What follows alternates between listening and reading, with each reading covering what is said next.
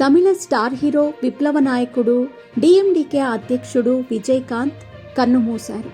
అనారోగ్యంతో బాధపడుతున్న ఆయన కరోనా సోకటంతో మరణించారు. మరోసారి ఆయన ఆరోగ్య పరిస్థితి విషమించటంతో వెంటిలేటర్పై చికిత్స తీసుకుంటూ కన్నుమూశారు. అయితే విజయకాంత్కు కరోనా పాజిటివ్గా నిర్ధారణ అయినట్టు తెలుస్తోంది.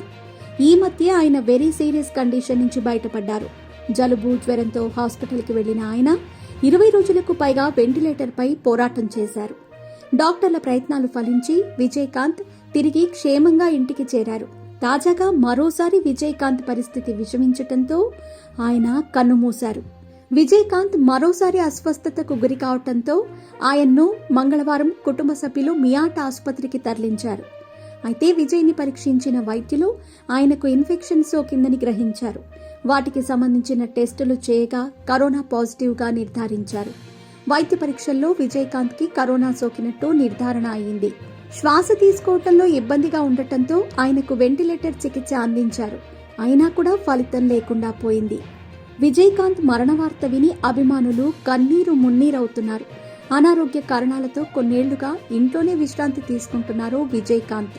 కదల్లేని పరిస్థితుల్లో ఉన్న కెప్టెన్ సినిమాలకు ఎప్పుడో దూరమయ్యారు. ఇక కొన్నాళ్లుగా పార్టీ సమావేశాలకు కూడా దూరంగా ఉంటున్నారు.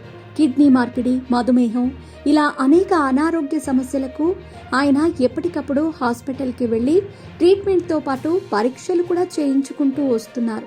ఇంట్లోనే, అది కూడా వీల్ చైర్ సహాయంతోనే తిరుగుతూ విశ్రాంతి తీసుకుంటున్నారు విజయకాంత్. తమిళంలో పెద్ద ఎత్తున అభిమానులను సంపాదించుకున్న విజయకాంత్కి నల్ల ఎంజీఆర్ అన్న పేరుంది. అభిమానులు ఆయన్ని కెప్టెన్ అని ఎంతో ప్రేమగా పిలుచుకుంటారు. 1952 ఆగస్టు 25వ తేదీన జన్మించిన విజయకాంత్ పోలీసు పాత్రల్లో మంచి పేరు తెచ్చుకున్నారు. సినీ నటుడిగా రాణిస్తూనే డిఎండికే పార్టీని స్థాపించారు. అసెంబ్లీకి ఎన్నికయ్యారు కూడా.